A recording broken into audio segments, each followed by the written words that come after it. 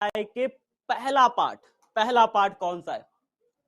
जल्दी से एक बार सब बच्चे, वाह वाह क्या बात है। सुहानी good morning, good morning, good morning सभी साथियों को। बहुत शानदार तरीके से आप सभी साथियों का स्वागत, आभार, अभिनंदन हमारे बिहार बोर्ड के नंबर 1 बैच में।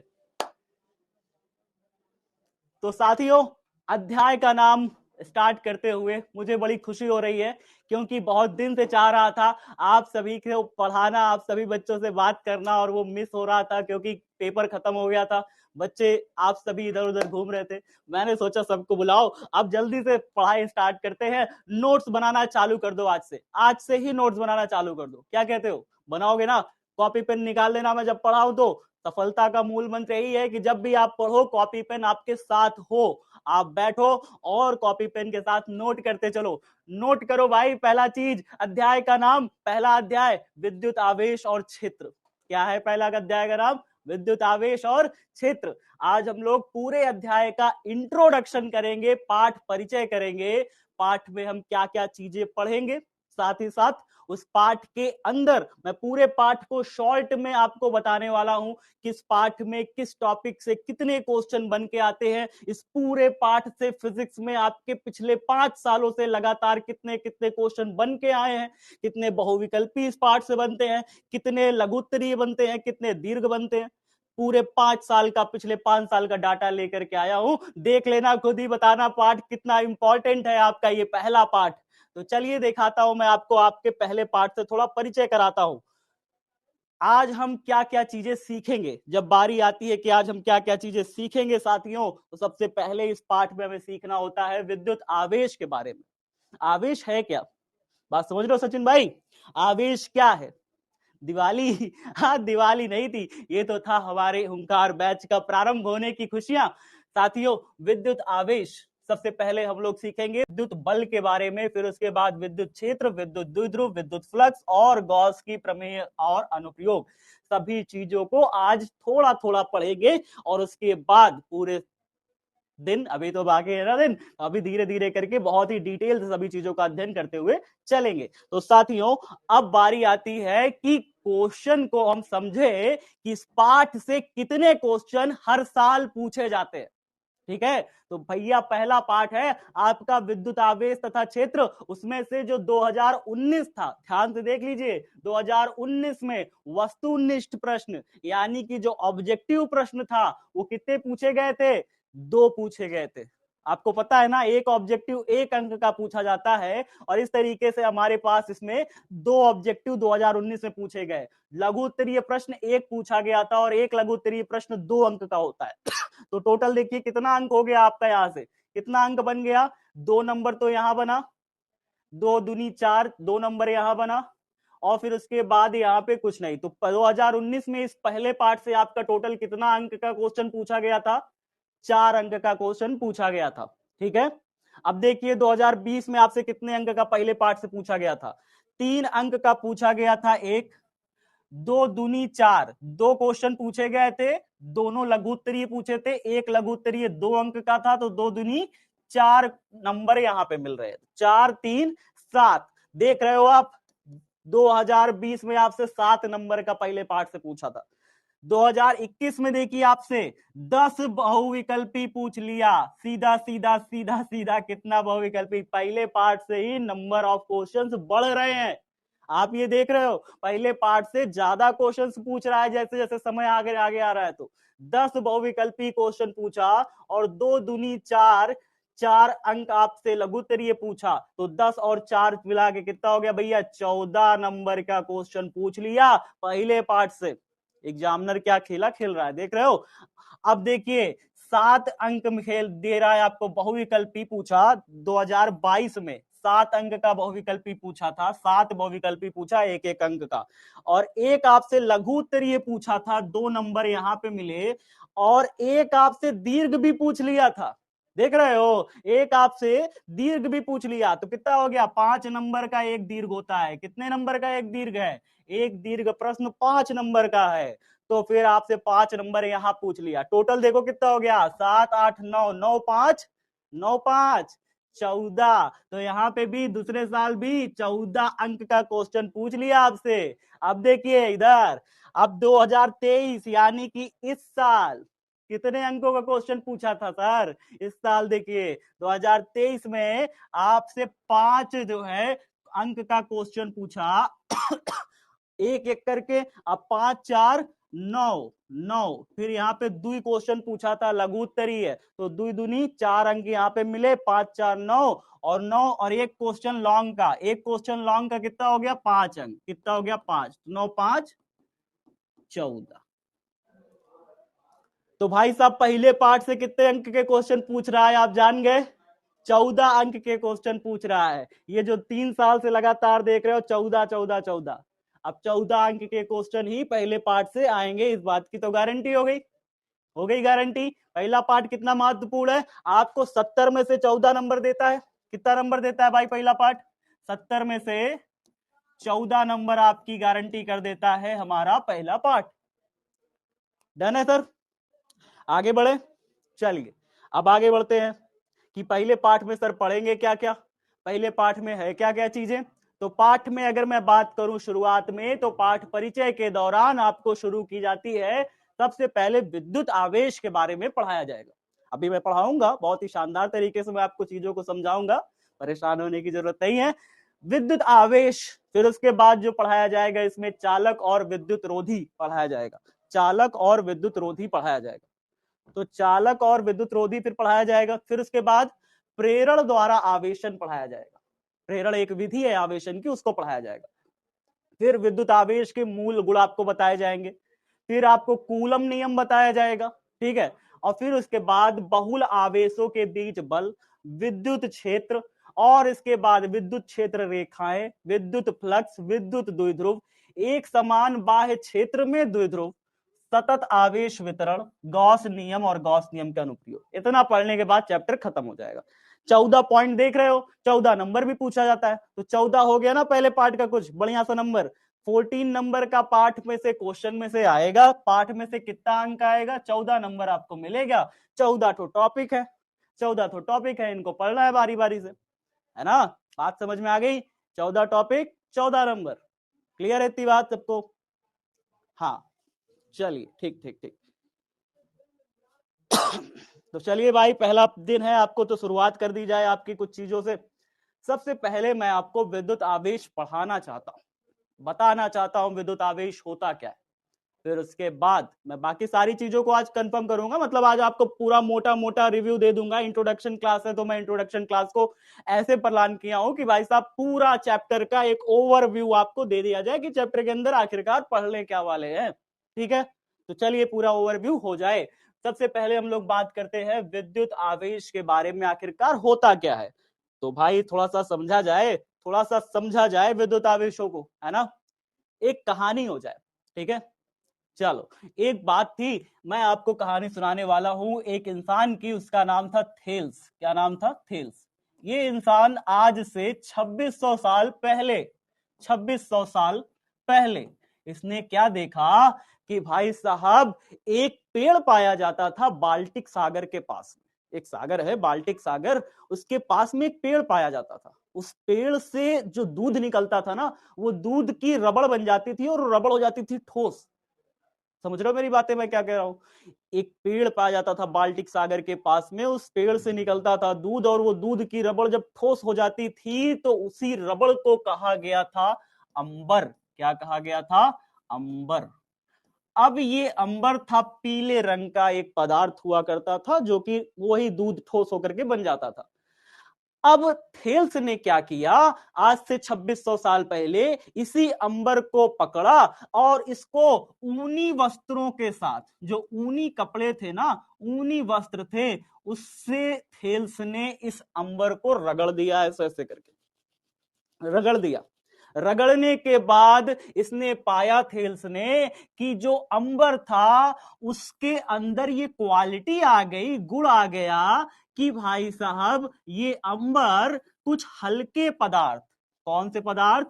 हल्के पदार्थ। और कैसे हल्के पदार्थ? जैसे कि हमारे हो गए कुछ कागज के कण हो गए, कागज के कण हो गए, कागज के कण।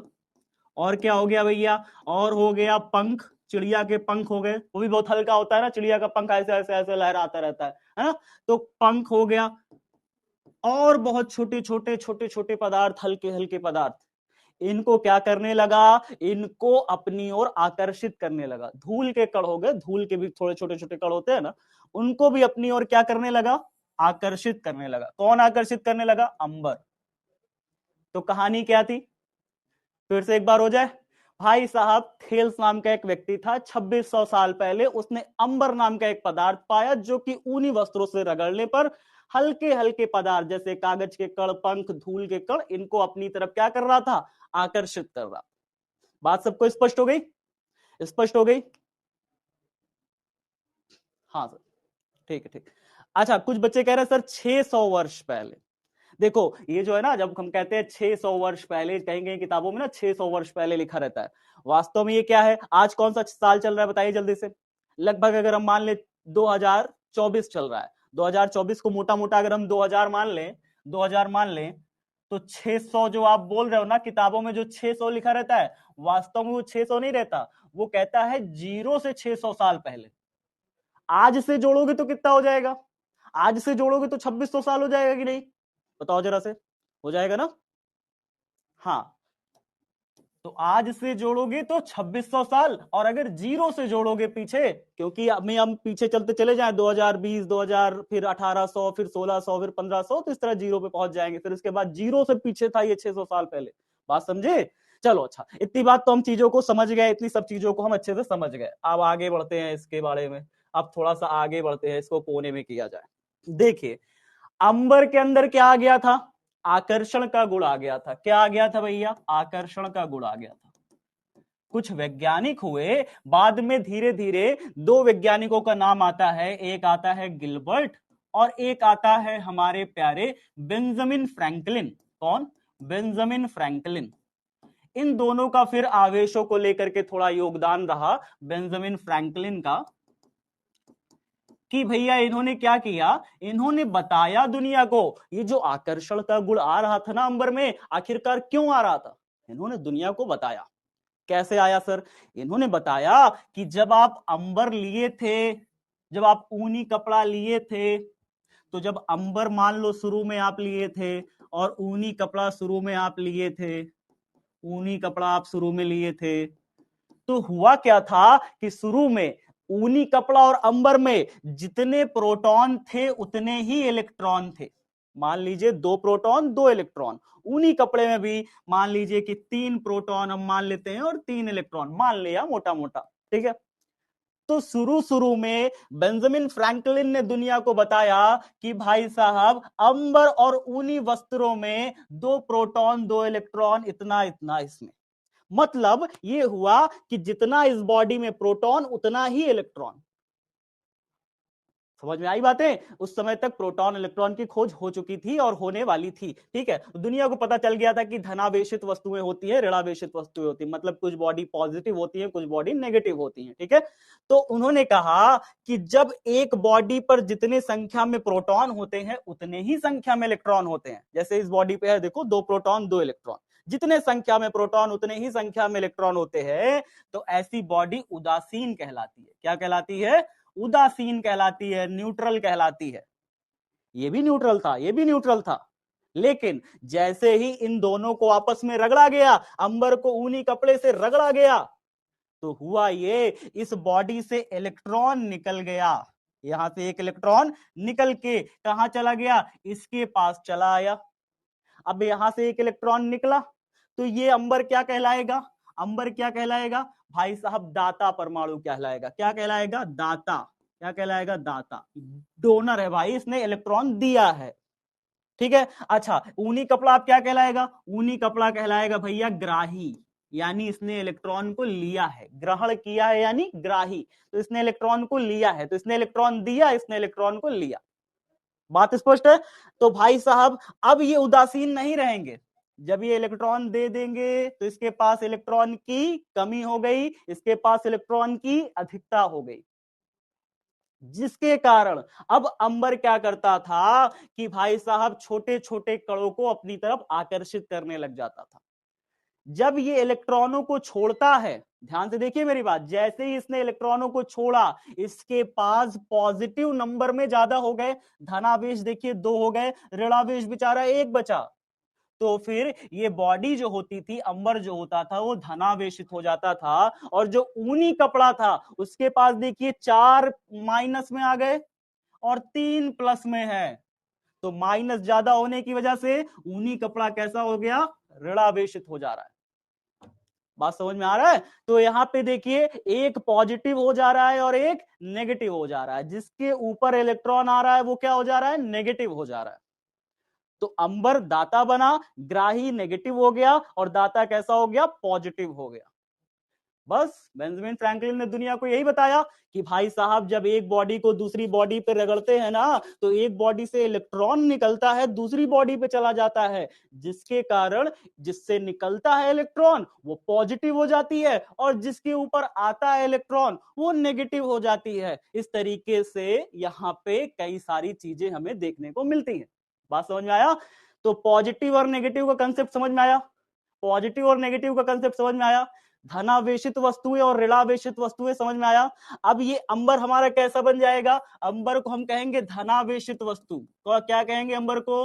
धनावेशित वस्तु कहेंगे। क्यों? क्योंकि इसके ऊपर धनावेश आ गया है, इसके अंदर प्रोटॉन ज्यादा है और इलेक्ट्रॉन क्या है, कम है। ठीक है, इसमें बताइए क्या है, इसमें ग्राही है ये, इसके अंदर जितनी संख्या में इलेक्ट्रॉन्स हैं वो ज्यादा है, प्रोटॉन कम है, इसलिए इसको हम क्या कहेंगे, ऋणावेशित वस्तुएं। क्या कहेंगे? ऋणावेशित वस्तुएं। ऋणावेशित वस्तुएं। तो क्या सभी बच्चों को बात समझ में आ गई कि धनावेशित वस्तुएं कैसे बनती हैं और ऋणावेशित वस्तुएं कैसे बनती हैं? किसने बताया था दुनिया को? बेंजामिन फ्रैंकलिन ने बताया दुनिया को कि कुछ वस्तुएं धनावेशित हो जाती हैं, कुछ ऋणावेशित हो जाती है। बचपन में आपने छोटा सा प्रयोग किया होगा कि भाई साहब कंघा लिया और कंघा लेकर के ऐसे बाल पे आप रगड़ते थे, और फिर उसके बाद छोटे छोटे कागज के कण होते थे, उनको ऐसे करते थे तो आकर्षित हो जाते थे। क्या आपने बचपन में प्रयोग किया है? नहीं किया तो आज घर में करके देखिएगा। बाल में ऐसे कंघे को ऐसे रगड़िएगा और फिर कागज के छोटे छोटे पीसेस को ऐसे अपनी तरफ आकर्षित करने की कोशिश करिएगा, आकर्षित होंगे। ठीक है? हाँ, बिल्कुल सर।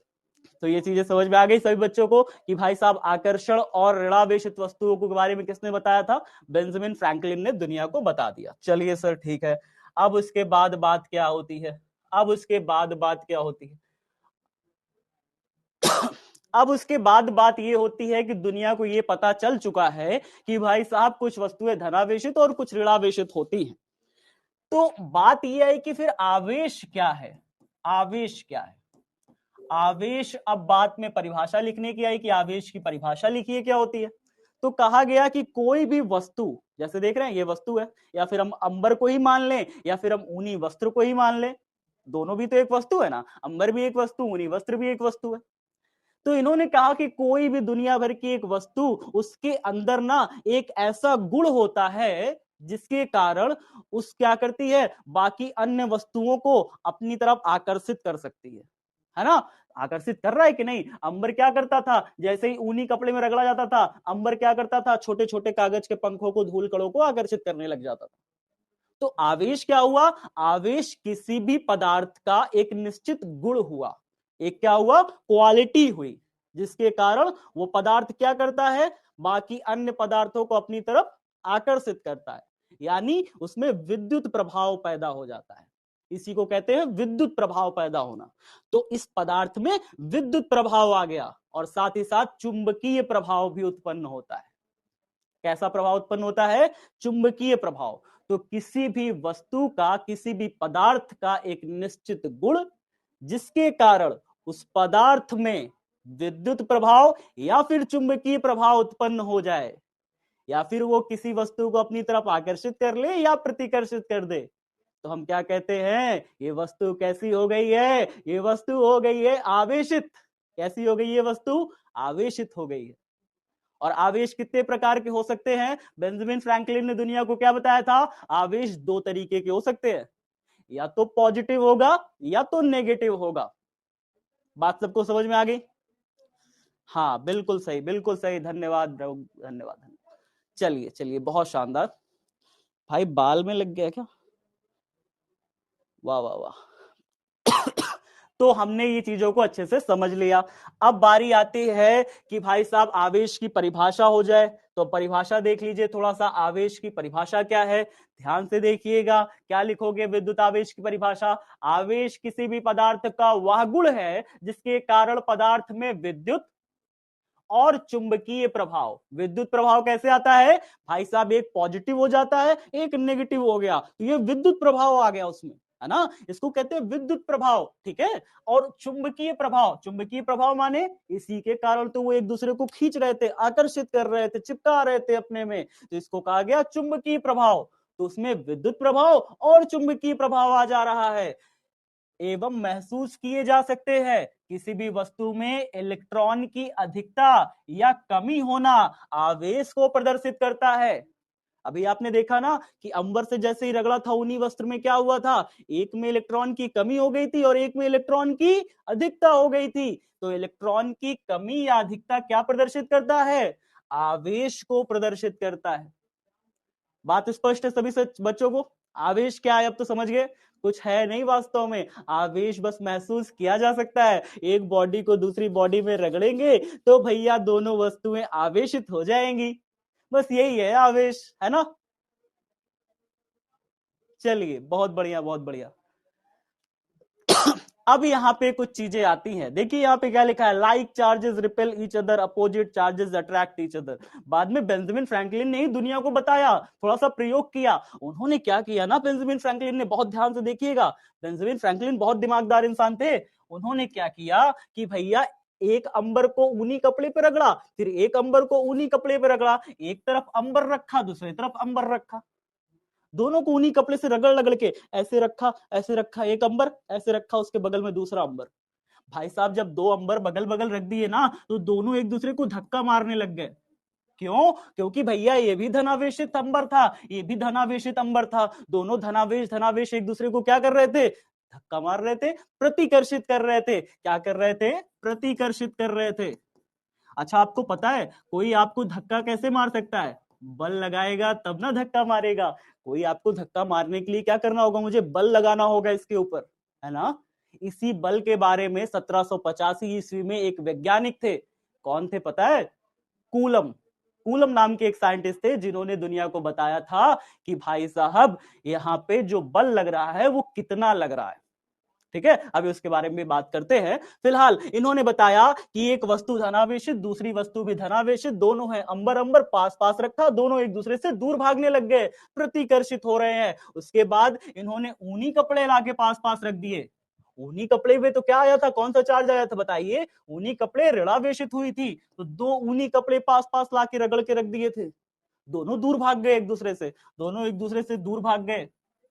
माने उसमें भी क्या हुआ? प्रतिकर्षण हुआ। दोनों ने एक दूसरे पर दूर जाने वाला बल लगाया, एक दूसरे के विरोध में बल लगाया, है ना।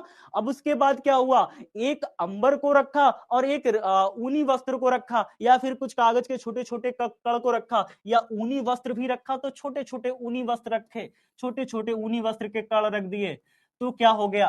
अंबर रखा पॉजिटिव, ऊनी वस्त्र हल्के हल्के छोटे छोटे माइनस में उसके ऊपर चार्ज रखा।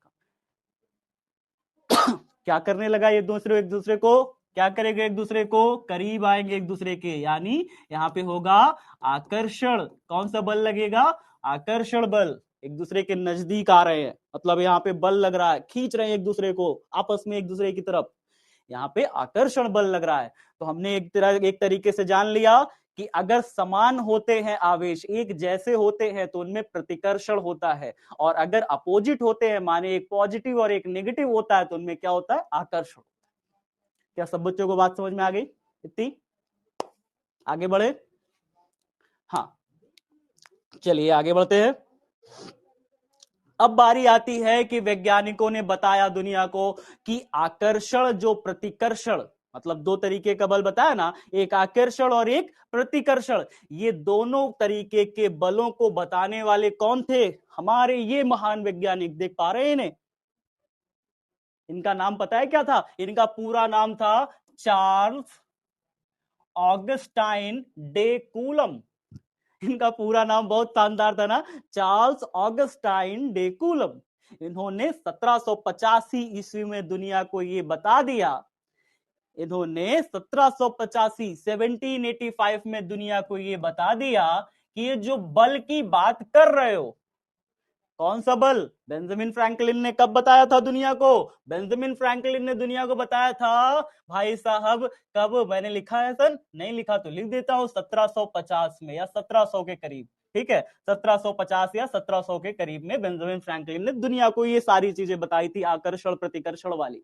लेकिन कितना बल लग रहा है भाई, कोई वस्तु दूसरी वस्तु को ढकेल रही है तो कितने बल से ढकेल रही है, ये भी तो पता चलना चाहिए। खींच रही है तो कितने बल से खींच रही है, परिणाम क्या है ना? कोई गाड़ी जा रही है तो कितना मीटर जा रही है, पता तो चले, है ना?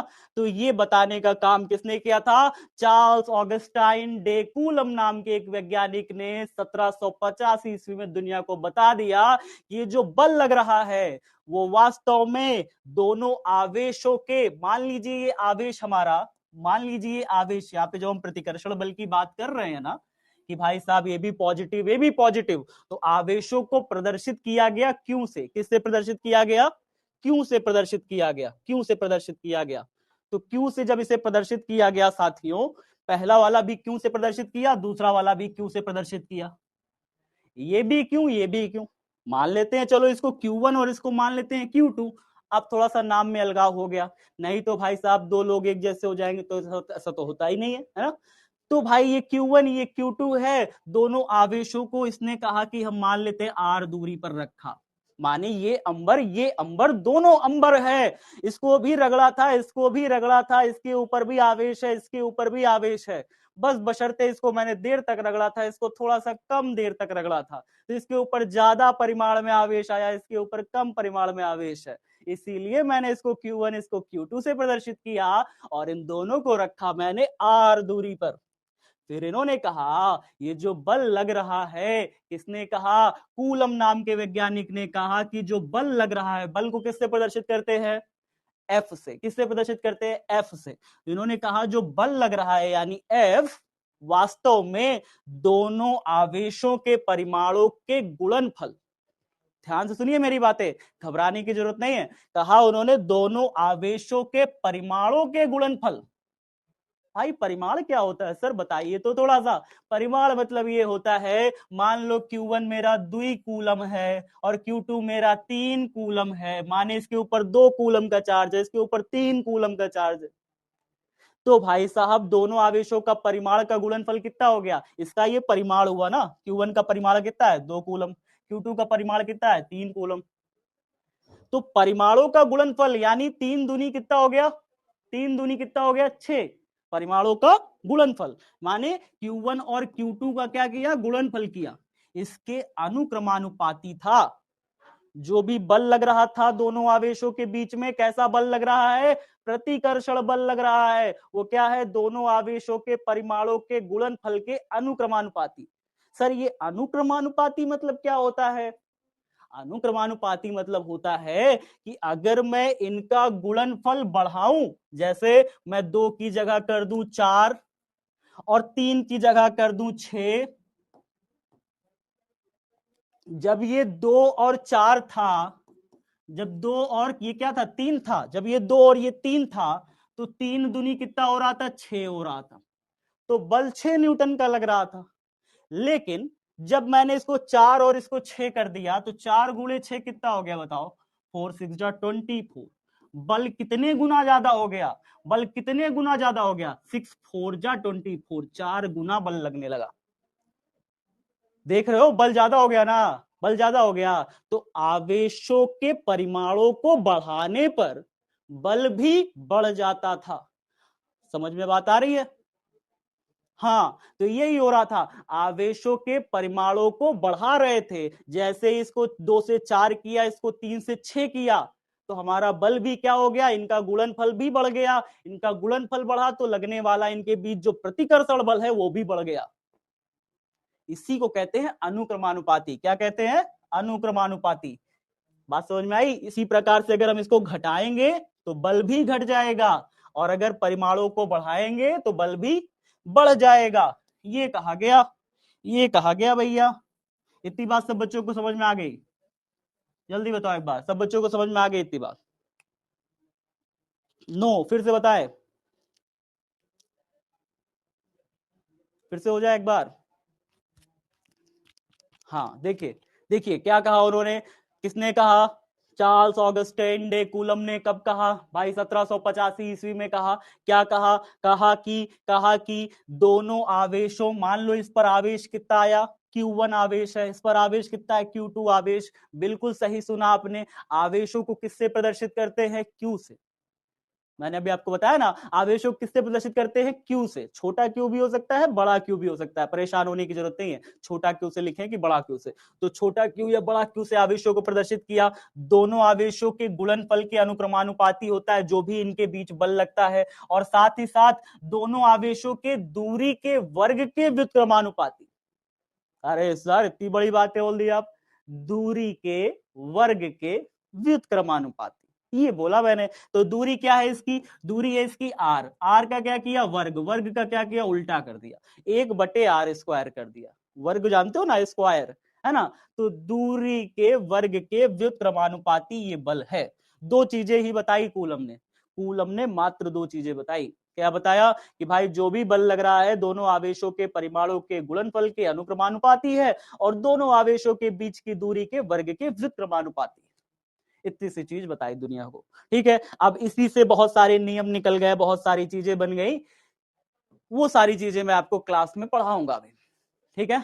इसके बाद बारी आती है जब दुनिया ने बल की खोज कर ली, जब दुनिया ने बल की खोज कर ली, तो फिर बात यह आती है कि कोई भी आवेश था जब, तो इसके चारों तरफ एक इलाका, इसके चारों तरफ एक क्षेत्र बन जाएगा, इसके चारों तरफ का एक एरिया था, समझ रहे हो। जैसे एक पॉजिटिव चार्ज है, इसके चारों तरफ का ये जो इलाका आप देख रहे हो, इस इलाके को कहते थे विद्युत क्षेत्र। क्या कहते हैं, विद्युत क्षेत्र। किसने बताया था दुनिया को, ये सारी चीज बताने वाले कौन थे, चार्ल्स ऑगस्टाइन डे कूलम, इन्होंने ही दुनिया को बताया।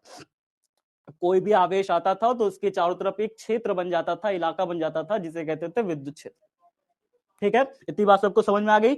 अब उसके बाद इन्होंने कहा कि इसी तरीके से नेगेटिव आवेश के चारों तरफ भी एक क्षेत्र होता था, नेगेटिव आवेश के चारों तरफ भी एक क्षेत्र होता था।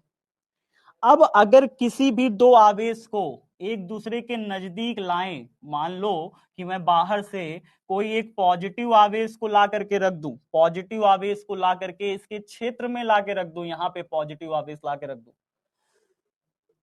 बाहर था पॉजिटिव आवेश, क्षेत्र में नहीं था, लेकिन जैसे ही मैंने इसके क्षेत्र में रखा तो ये अब क्या करेगा, इसके साथ कहेगा तुम कैसे यहाँ पे, ये तो मेरा इलाका है भाई साहब, है ना। तो ये क्या करेगा, इसको इसको बल लगा करके बाहर ढकेल देगा अपने क्षेत्र से, क्योंकि पॉजिटिव पॉजिटिव में तो क्या होता है, दुश्मनी है ही है, प्रतिकर्षण का बल लगता ही है, प्रतिकर्षित करते ही है। तो जैसे ही कोई बाहर से इसके क्षेत्र में आता था, इसको बाहर ढकेल देता था। अब चेक किया गया भाई, चार्ल्स ऑगस्टाइन डे कूलम नाम के वैज्ञानिक ने चेक किया। क्या चेक किया, कहा कि पहले एक बार इसको लाके यहां रखो, फिर इसको ला करके और नजदीक लाके रखो, जरा यहां पे देखो क्या हो रहा है। तो उसने देखा कि जैसे जैसे यहां पे रख रहे थे बाहर से लाके कोई भी आवेश को, तो कम ताकत से धक्का मार रहा था। मतलब ये जो बड़ा वाला आवेश है, कैपिटल क्यू इसे मान लेते हैं, छोटे वाले आवेश को हम चलो छोटा क्यू मान लेते हैं। तो बड़ा वाला क्यू छोटे वाले क्यू को जो ताकत लगा रहा था यहां रखने पर, यहां रखने पर जो ताकत लगाया, अभी इसको यहां से चलिए हटा देता हूं। मैं कह रहा हूं कि जैसे ही मैंने छोटा क्यू को जैसे ही मैं विद्युत क्षेत्र में लाके रखा, बड़े क्यू ने इसके ऊपर ताकत लगा के बाहर ढकेल दिया। कितना कूलम का बल लगाया, मैं कह देता हूं, चलो मैं कह देता हूं कितने न्यूटन का बल लगाया, मैं कह देता हूं चलो 5 न्यूटन का बल लगाया, 5 न्यूटन का बल लगाया, 5 न्यूटन का बल लगा के इसको बाहर ढकेल दिया। लेकिन जैसे ही इस छोटे क्यू को अंदर ला करके यहां पे रखा गया, इसके और नजदीक रखा गया, इस बड़े वाले क्यू के और नजदीक रखा गया छोटे वाले क्यू को, देखा गया भाई साहब बल ज्यादा लग रहा है। क्या लग रहा है, बल ज्यादा लगा। इसने इसको और तेजी से धक्का मारा यार, बहुत कस के धक्का मार दिया। इसको क्या किया, बहुत तेजी से धक्का मार के बाहर निकाला, और कितने न्यूटन का बल लगाया, 15 न्यूटन का बल लगा दिया। 5 से सीधा 15 न्यूटन का बल। इसका मतलब इसके क्षेत्र में हर जगह बराबर नहीं है ताकत इसकी, इसके पास में इसकी ताकत ज्यादा है, और दूर बढ़ने पर इसकी ताकत क्या हो रही है, क्या हो रही है, ताकत कम हो रही है। बात समझ में आ रहा है कि नहीं आ रहा, बात समझ में आ रही है कि नहीं आ रही। क्या मैंने समझाया? मैंने कहा कि कोई बाहर से आवेश को अगर दूर रखते थे तो अंदर वाला आवेश, केंद्रीय आवेश, कम बल लगाता था। जैसे जैसे निकट लाके रखते जाते थे ज्यादा बल लगाता था। तो जितना नजदीक रखोगे उतना ज्यादा बल, जितना दूर रखोगे उतना कम बल। मतलब कहीं पर बल ज्यादा है, कहीं पर कम, कहीं पर ज्यादा, कहीं पर कम, माने पास में बहुत ज्यादा, दूर पे कम। हर जगह एक समान बल, हर जगह एक समान बल नहीं। बात स्पष्ट है सबको? इतनी बात, सबको इतनी बात स्पष्ट है? जल्दी बताओ एक बार। ब्यूटी, निकिता, सुधांशु, अनुराग, कैसे हो बाबू सब लोग? कितनी याद आई थी तुम लोग की पता है? छोड़ के चले जाते हो हमको। सचिन, सुजाता, बहुत बढ़िया। Love you everyone, love you, love you, love you everyone. चलिए बताइए जल्दी से, इतना सबको समझ में आ गया ना? मैंने क्या कहा? मैंने कहा कि छोटा क्यू आवेश ला करके यहां रख दिया तो फिर ज्यादा ताकत से बल लगाएगा। अच्छा, तो इसका मतलब ये हुआ कि पास में ज्यादा बल, दूर में कम बल। हाँ सर समझ गए, इतनी बात तो सर समझ गए सारी चीजें, ठीक है। अब बात ये आती है, इसी चीज को कहा गया विद्युत क्षेत्र की तीव्रता। क्या कहा गया? विद्युत क्षेत्र की तीव्रता। तीव्रता शब्द पता है क्या है? तीव्रता मतलब होता है ताकत। क्या होता है तीव्रता? मतलब ताकत। पास में ज्यादा ताकत है, दूर में इसकी कम ताकत है। क्षेत्र में जैसे जैसे दूर रखते हैं कोई भी बाहर से लाके आवेश को, या तो यहाँ पे कम ताकत से ढकेल रहा है, पास में ला रहे हो तो ज्यादा ताकत से ढकेल रहा है। इसी को कहा गया विद्युत क्षेत्र की तीव्रता। बात समझ में आई? तीव्रता क्या है विद्युत क्षेत्र की? तीव्रता क्या है विद्युत क्षेत्र की? आवेश द्वारा लगाया गया बल है। कहीं पर ज्यादा बल लग रहा है तो वहां पे ज्यादा तीव्रता है, जहां पे कम बल लग रहा है वहां पे कम तीव्रता है। और कुछ नहीं है तीव्रता। जहां पे ज्यादा बल वहां पे ज्यादा तीव्रता, जहां पे कम बल वहां पे कम तीव्रता। बात खत्म। तीव्रता को किससे प्रदर्शित किया गया था? ई से प्रदर्शित किया गया था। कितने क्वेश्चन बने थे आपको पता है? तीव्रता के मात्रक से क्वेश्चन बनते हैं, तीव्रता की परिभाषा से क्वेश्चन बनते हैं, तीव्रता का विमा से क्वेश्चन बनता है, फॉर्मूला से क्वेश्चन बनता है। इतना क्वेश्चन तीव्रता से बनता है, क्या बताओ। हर साल पूछता है, 2018, 19, 20, 21, हर साल तीव्रता से क्वेश्चन इससे पूछ रखा है। बहुत इंपॉर्टेंट टॉपिक है। अभी इसको बहुत डिटेल में पढ़ेंगे यार। आज तो इंट्रोडक्शन क्लास थी, चीजें मैं चाहता था कि आज आपको पूरा बता दूं सिनेरियो चल क्या रहा है, पूरे पाठ में हम लोग पढ़ेंगे क्या। तो तीव्रता दूसरी चीज है जो आज हम लोग पढ़ेंगे। चलिए भाई, तीव्रता के बारे में समझ गए। अब बारी आती है विद्युत द्विध्रुव। आखिरकार विद्युत द्विध्रुव क्या है, मैं आज आपको बता देता हूं। विद्युत द्विध्रुव के बारे में भी थोड़ा सा, क्या है विद्युत द्विध्रुव? विद्युत द्विध्रुव वास्तव में एक पॉजिटिव आवेश, जैसे मान लीजिए कि आपने रख लिया अंबर। क्या रखा? अंबर रखा। और अंबर के बगल में रख दो एक ऊनी वस्त्र। क्या रख दो? एक ऊनी वस्त्र रख दो। तो क्या अंबर और उसके बगल में ऊनी वस्त्र जो कि है नेगेटिव, क्या ये दोनों एक विद्युत द्विध्रुव बना लेंगे? ऐसा नहीं होगा। इसके लिए होने चाहिए बिंदु आवेश। क्या होने चाहिए? बहुत छोटे छोटे आवेश होने चाहिए। जब दो छोटे छोटे आवेश, अंबर जैसे बड़े नहीं, ठीक है, जब दो छोटे छोटे आवेश, देखिए समान परिमाण, क्या कहा गया? समान परिमाण। दूसरी चीज क्या कहा गया? विपरीत प्रकृति। क्या कहा गया? विपरीत प्रकृति को एक निश्चित दूरी पर रखा गया, एक डिस्टेंस पर रखा गया, तो बनता था एक निकाय, उसे कहा गया विद्युत द्विध्रुव। क्या कहा गया? विद्युत द्विध्रुव। नहीं समझे? नहीं समझे? फिर से समझाते हैं, फिर से समझाते हैं भाई, फिर से समझाते हैं। चलिए फिर से बात करते हैं। क्या कहा गया? समान परिमाण। समान परिमाण मतलब ये भी 4 कूलम का होना चाहिए, ये भी 4 कूलम का होना चाहिए। मतलब अगर ये 2 कूलम का हुआ तो ये भी 2 कूलम का ही होगा। दोनों के परिमाण क्या होने चाहिए? समान होने चाहिए। विपरीत प्रकृति मतलब अगर ये +4 कूलम हो तो ये -4 कूलम होना चाहिए। +4 कूलम, ये -4 कूलम। ये सब दुनिया को कौन बता रहा था? कूलम नाम के वैज्ञानिक ही बता रहे थे। आवेशों के बारे में इतनी खोज इस बंदे ने करी ना, इसीलिए आवेश के मात्रक को ही नाम दे दिया गया कूलम। आवेश के मात्रक को क्या नाम दे दिया गया? कूलम। कहा गया भाई तुमने आवेशों को लेकर के इतना काम कर दिया है, इसीलिए ले जाओ, तुम्हारा आवेश का मात्रक कूलम रख दिया तुम्हारे नाम से। बात समझे? जैसे बल का मात्रक होता है ना, न्यूटन, न्यूटन नाम के भी साइंटिस्ट थे, उनके नाम पे रख दिया गया था बल का मात्रक। वैसे कूलम नाम के साइंटिस्ट के नाम पर आवेश का मात्रक रख दिया गया कूलम। तो भैया +4 कूलम का ये चार्ज इसके ऊपर है, -4 कूलम का इसके ऊपर चार्ज है। जब दो समान परिमाण और विपरीत प्रकृति के आवेशों को नजदीक लाके रखा जाता है तो ये बनता है एक विद्युत द्विध्रुव। क्या बनता है? विद्युत द्विध्रुव। ठीक है, तो विद्युत द्विध्रुव से भी हम बहुत सारी चीजों को पढ़ने वाले हैं। विद्युत द्विध्रुव की अक्षीय स्थिति में तीव्रता निकालेंगे, निरक्षीय स्थिति में तीव्रता निकालेंगे, बहुत सारी चीजें हम इसी के अंदर पढ़ते हैं।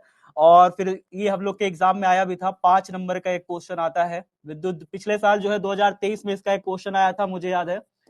और वो क्वेश्चन क्या था पिछले साल, क्या इसी साल जो अभी परीक्षा हुई है, मैं बता रहा हूं, इसी साल पहला क्वेश्चन दीर्घ में जाके देखिएगा, पहला क्वेश्चन क्या था, विद्युत द्विध्रुव क्या है। दीर्घ में पहला क्वेश्चन इसी साल पूछा गया था, दीर्घ उत्तरीय में जाकर के बोर्ड का पेपर देखिएगा, उसमें लिखा था विद्युत द्विध्रुव क्या है। पहला ही क्वेश्चन था, विद्युत द्विध्रुव क्या है, लॉन्ग में पूछा था, क्वेश्चन मार्क। इसके आगे उसने एक और चीज पूछा था, विद्युत द्विध्रुव की किसी भी बिंदु पर विद्युत द्विध्रुव के कारण विभव ज्ञात कीजिए। ठीक है, तो ये आगे भी था। ठीक है, तो विद्युत द्विध्रुव क्या है आपसे कोई पूछे तो बता लोगे? बता लोगे? क्या बताओगे? परिभाषा जरा बताओ मुझे, क्या बताओगे आप? विद्युत द्विध्रुव क्या है? विद्युत द्विध्रुव दो समान परिमाण, दो क्या बोलोगे? दो समान परिमाण और विपरीत प्रकृति के आवेशों को एक दूसरे से एक निश्चित दूरी पर रखा जाए, एक दूसरे से एक निश्चित दूरी पर रखा जाए तो बनने वाला निकाय, जो ये निकाय बन रहा है, जो ये बॉडी बन रही है, इसी को कहा गया विद्युत द्विध्रुव। भाई एक पॉजिटिव रख दिया, एक नेगेटिव, दोनों का परिमाण समान है, 4 कूलम ये भी 4 कूलम ये भी, दोनों का एक प्लस है एक माइनस, समान परिमाण विपरीत प्रकृति, बन गया एक निकाय, क्या गया? विद्युत द्विध्रुव। बात स्पष्ट? बताओ जल्दी से एक बार, सभी बच्चे एक बार बताइए। गिलबर्ट नाम के साइंटिस्ट ने एक छोटा सा प्रयोग किया था, ठीक है, बिल्ली की खाल पे रगड़ करके उसने एक छोटा सा प्रयोग किया था, पढ़ाएंगे कल क्लास में। ठीक है, कल चीजों को और ज्यादा डिटेल में पढ़ाते हुए पढ़ाएंगे, चीजों को समझा के। आज तो इंट्रोडक्शन क्लास है, पूरे चैप्टर को एक बार अच्छे से समझ लेते हैं, इस चैप्टर में आखिरकार है क्या क्या। तो अभी तक हमने क्या समझा? अभी तक हमने क्या समझा भाई? हमने समझा कि आवेशों के बारे में जान लिया, आवेश जो रखे जाते हैं उनके बीच बल लग रहा है ये जान लिया। आवेश जब एक पॉजिटिव एक नेगेटिव पास पास रखे जाते हैं तो उनके बीच, उनको क्या कहते हैं? विद्युत द्विध्रुव कहते हैं। ये जान लिया कि आवेश जब पास पास रखे जाते हैं तो विद्युत द्विध्रुव का निर्माण होता है, द्विध्रुव बन जाते हैं। अब बारी आती है इस चैप्टर में जो मेन क्रक्स है, विद्युत फ्लक्स। क्या पढ़ेंगे? विद्युत फ्लक्स। यहां से काम चालू हो जाता है साथियों एक इंसान का, उसका नाम था कार्ल फ्रेडरिक गॉस। क्या नाम था? Karl Frederick Gauss. अब यहां से जो कूलम थे उनका काम खत्म हो गया, अब यहां से कार्ल फ्रेडरिक गॉस नाम के एक वैज्ञानिक का काम स्टार्ट हो जाता है। 1785 ईस्वी में किसने खोज करी थी बताइए? कूलम नाम के वैज्ञानिक ने खोज करी थी। उसके 50 साल बाद, उसके 50 साल बाद कार्ल फ्रेडरिक गॉस ने कई सारे नियम दिए। 1785 में 50 जोड़िए कितना होता है? 50 जोड़ के बताइए, 1785 में 50 जोड़ के बताइए कितना होगा? 1835। वेरी गुड बेटा। 1835 ईस्वी में कार्ल फ्रेडरिक गॉस ने एक नियम दिया था दुनिया को। कहा, क्या कहा? ध्यान से देखिए। उन्होंने कहा कि जो पॉजिटिव आवेश होते हैं उनसे एक काल्पनिक रेखाएं बाहर निकलती हैं, इस तरीके से आवेश से लंबवत होती हैं और एक रेखाएं बाहर निकलती हैं। तो धनावेश जो होता है उससे क्या होती हैं? जो धनावेशित वस्तुएं होती हैं, जैसे अंबर था धनावेशित, उससे उन्होंने कहा कि एक काल्पनिक रेखाएं बाहर निकलती हैं, दिखती नहीं है, बस निकल रही हैं चारों तरफ से, खूब सारी, अनगिनत, असंख्य, बहुत सारी इधर से निकल रही हैं, इधर इधर इधर बहुत सारी निकल रही हैं। तो धनावेशित वस्तुएं होती हैं उससे बहुत सारी बल रेखाएं निकलती हैं। क्या कहा गया? रेखाएं निकलती हैं। इन रेखाओं को बल रेखाएं कहा गया। ठीक है, बल रेखाएं इसलिए कहा गया क्योंकि कोई भी जो दूसरी बॉडी होती थी ना, दूसरा आवेश अगर मैं इस रेखा पे लाके रख देता हूं तो ये रेखा उसको बल लगाती है, या तो खींच लेगी या तो ढकेल देगी, इसलिए इस रेखा को क्या कहा गया? बल रेखाएं कहा गया।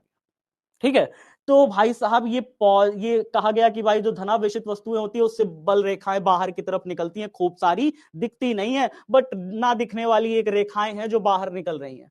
और इसी तरीके से जो नेगेटिव आवेश था, ऋणावेश आवेश था, जो ऋणावेशित वस्तुएं थी, ऋणावेश था, उसमें बहुत सारी बल रेखाएं अंदर की तरफ आती हैं, बहुत सारी बल रेखाएं अंदर की तरफ आती हैं, बल रेखाएं अंदर की तरफ आती हैं। बात समझे? क्या समझे? बात यह है कि जो धनावेशित वस्तु है उससे बहुत सारी बल रेखाएं बाहर निकलती हैं, ऋणावेशित वस्तु है उससे बहुत सारी असंख्य परिमाण में बल रेखाएं अंदर की तरफ आती हैं। किसने बताया दुनिया को? किसने बताया? कार्ल फ्रेडरिक गॉस ने। कब बताया? 1835 से बताया। बात सबको स्पष्ट है? थी जल्दी एक बार बताओ। हाँ भाई, चलिए आगे देख लेते हैं फिर। अब बात ये आई कि फ्लक्स क्या है। फ्लक्स, अरे यार फ्लक्स क्या है?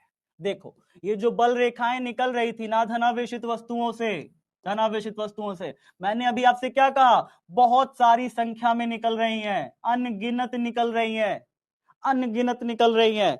तो अगर मैं यहाँ पे एक ऐसा क्षेत्र मान लूं, क्षेत्रफल ऐसे अगर यहाँ पे कोई घेर लूं ऐसा, तो मैं कहूं बताओ जरा इसमें से क्षेत्रफल से कितनी बल रेखाएं गुजरी हैं? आप जरा मुझे देख के बताओ इस क्षेत्रफल से कितनी बल रेखाएं गुजरी हैं? आप कहोगे सर 2 बल रेखाएं। कितनी गुजरी हैं बताओ?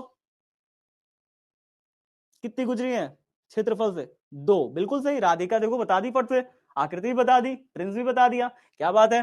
तो फिर भाई साहब ये देखा ना, एक बल रेखा इधर से गुजरी, एक बल रेखा। तो मैंने जो क्षेत्रफल घेरा, कार्ल फ्रेडरिक गॉस ने यही तो बताया दुनिया को, कहा कि आपको अगर जानना है ना कि किसी भी आवेश से कितनी बल रेखाएं निकल रही हैं, आपको क्या करना है? एक क्षेत्रफल घेर देना है। और इस क्षेत्रफल से, ये क्षेत्रफल कैसा होना चाहिए? बंद पृष्ठ होना चाहिए, बंद वक्र होना चाहिए। तो बंद क्षेत्रफल इन्होंने घेरा, उसमें से देखिए 2 बल रेखाएं गुजरी। इन्हीं बल रेखाओं की संख्या को ही विद्युत फ्लक्स कहा गया। जो 2 बल रेखा गुजरी ना, इसी को कहा गया फ्लक्स। तो गुजरने वाली बल रेखाओं की संख्या को ही क्या कहा गया? फ्लक्स कहा गया। तो पहली चीज कार्ल फ्रेडरिक गॉस ने क्या बताया दुनिया को? बताया कि धनावेशित वस्तुओं से बल रेखाएं बाहर, ऋणावेशित वस्तुओं से बल रेखाएं अंदर की तरफ, काल्पनिक है, बहुत ज्यादा संख्या में है। दूसरी चीज क्या बताई दुनिया को? बताया कि भाई साहब अगर मैं कोई क्षेत्रफल घेर लूंगा, कोई क्षेत्रफल घेर लूंगा चारों तरफ, तो उस क्षेत्रफल से बल रेखाएं जो निकलती हैं, इन्हीं बल रेखाओं को क्या कहा? फ्लक्स कहा। किससे प्रदर्शित किया फ्लक्स को? कहा फाई से। किससे? फाई, ये सिंबल था, एक निशान था, कहा फाई से प्रदर्शित करते हैं फ्लक्स को। और यहाँ पे फ्लक्स कितना हो गया भाई? दुई। कितना हो गया फ्लक्स? 2। क्यों? क्योंकि 2 बल रेखा निकल रही है जो हमने क्षेत्रफल घेरा उससे। बात स्पष्ट हो गई? अब उन्होंने कहा, कार्ल फ्रेडरिक गॉस ने गॉस का नियम भी दिया दुनिया को, गॉस की प्रमेय, गॉस का नियम के बारे में बताया।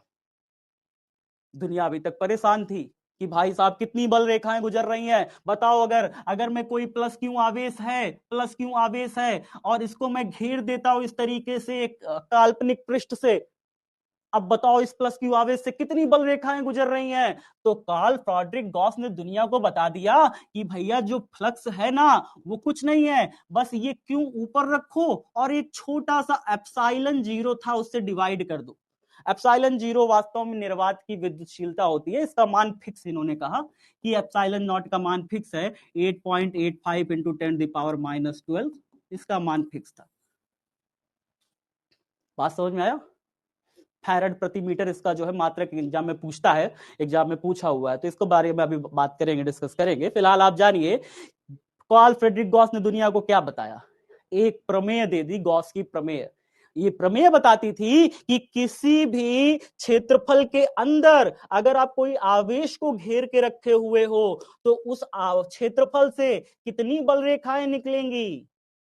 फाई, मतलब बल रेखाओं की जो संख्या होगी फाई, घेरा गया आवेश, जो भी आवेश घेरे हो क्यों, बटे में एप्सिलॉन नॉट से डिवाइड कर देना है।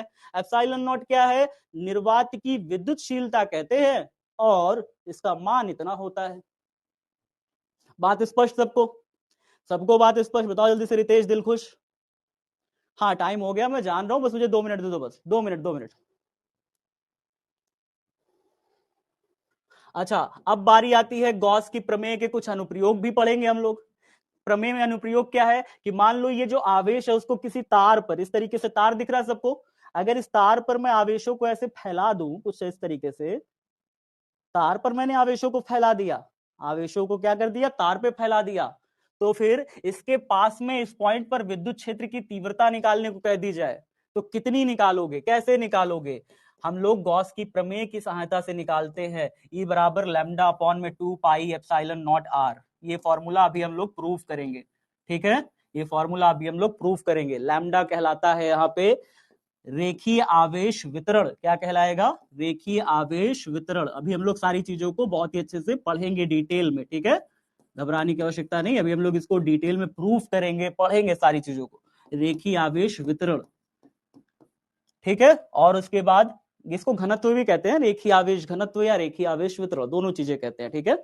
आर क्या है? आर है डिस्टेंस यानी कि दूरी।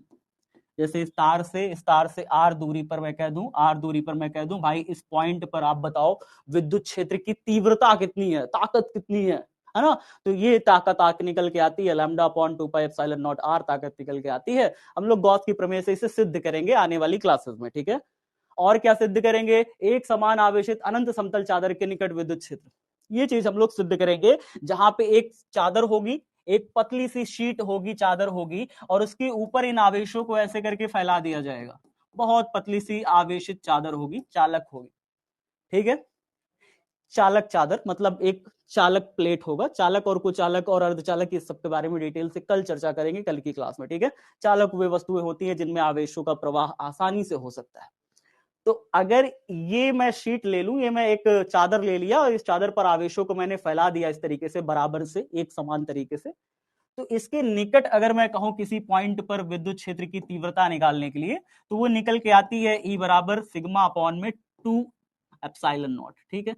ये इसको भी हम लोग प्रूव करेंगे। यहाँ पे जो सिग्मा है वो वास्तव में कहलाता है पृष्ठीय आवेश घनत्व। क्या कहलाता है? पृष्ठीय आवेश घनत्व, आवेश घनत्व कहलाता है। इसको भी हम लोग बहुत ही शानदार तरीके से प्रूफ करेंगे, ठीक है। आने वाली क्लासेस में ये सारी चीजें हम लोग पढ़ने वाले हैं। साथ ही साथ हम लोग पढ़ने वाले हैं एक समान आवेशित पतले गोलीय कोश के कारण विद्युत क्षेत्र।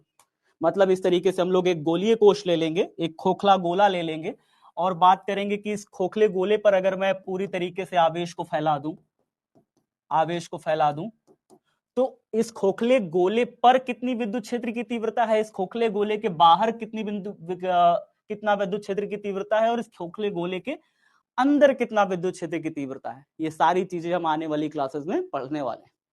बात समझ में आ गई सबको? क्या क्या चीजें हम लोग पढ़ने वाले हैं? तो एक खोखले गोले पर हम लोग क्या कर देंगे, चालक गोला है, उसके ऊपर आवेशों को फैला देंगे और कहेंगे इसके बाहर विद्युत क्षेत्र की तीव्रता कितनी है, पृष्ठ पर कितनी है और अंदर कितनी है। ये सारी चीजें गॉस की प्रमेय से हम लोग निकालेंगे, ठीक है। अच्छा, 2 मिनट का रिवीजन हमने क्या क्या पढ़ा। अब हमने क्या क्या पढ़ा उसका रिवीजन हो जाए। तो 2 मिनट के रिवीजन में हमने क्या क्या पढ़ा भाई बताइए। हमने सबसे पहले पढ़ा कूलम का नियम पढ़ा, कूलम का नियम पढ़ा। हमने क्या पढ़ा? हमने पढ़ा विद्युत द्विध्रुव के बारे में, विद्युत द्विध्रुव के बारे में। हमने क्या पढ़ा? हमने पढ़ा गॉस की प्रमेय देखी, हमने गॉस की प्रमेय देखी। हमने देखा कि गॉस की प्रमेय से हम क्या क्या चीजें आने वाली क्लासेस में निकालने वाले हैं। तो ये सारी चीजें हमने आज के दिन में कवर किया। पूरे चैप्टर का ओवरव्यू आपने देख लिया। इंट्रोडक्शन क्लास में मजा आया? बताओ जरा से, इंट्रोडक्शन हुआ कायदे से पूरे चैप्टर का? चैप्टर में क्या क्या चीजें कहाँ कहाँ पे कितना आएंगी वो सब चीजें आपको पता चल गई? जल्दी बताओ एक बार। गॉस की प्रमेय व अनुप्रयोग, अनुप्रयोग भी हमने देख लिया, है ना। इतनी सारी चीजें हमने आज की क्लास में जान लिया। ग्रह कार्य में आपको डीपीपी में अभी आपको तुरंत प्रोवाइड कर दूंगा, जैसे ही क्लास एंड होगी आपको डीपीपी मिल जाएगी। डीपीपी सॉल्व करिएगा, जवाब दीजिएगा क्वेश्चन का, ठीक है। तो डीपीपी तुरंत अपलोड हो चुकी है, जल्दी से जाके देखिएगा फटाक से। अगली क्लास में आपको मैं आवेशों के बारे में बताऊंगा, आवेशों के बारे में क्या क्या आवेश होते हैं। उसके साथ ही साथ मैं बताऊंगा आपको चालक के बारे में, अर्धचालक के बारे में, और साथ ही साथ आवेशों के गुण भी कौन कौन से होते हैं उसको अब हम लोग डिटेल से चर्चा करेंगे। तो कल से हमारी इस चैप्टर की मेन क्लास स्टार्ट हो जाएगी। मतलब आप नोट्स बनाना कल से स्टार्ट कर सकते हो, आज भी बना सकते हो, सीख सकते हो, चीजों को लिख सकते हो, जितनी भी चीजें पढ़ाई थी समझाई थी आप समझ सकते हो अच्छे से, ठीक है। अब बात आती है, कुछ हम निकले हैं एक नया बिहार बनाने। साथियों मेरी आपसे विनम्र निवेदन है, मैं बिहार को जब देखता हूं, अपने गांव के बच्चों को देखता हूं, छोटे शहर के बच्चों को देखता हूं, आप भी अपने दोस्तों को देखते होंगे, तो आपके भी मन में आता होगा कि यार ये कहाँ पढ़ रहे हैं, किससे पढ़ रहे हैं, और ये पढ़ रहे हैं, इनको मार्गदर्शन का अभाव है। तो जहां भी आपको लगे किसी भी बच्चे को, किसी भी दोस्त को, किसी भी मित्र को कि उसको मार्गदर्शन का अभाव है या फिर वो कहीं गलत जगह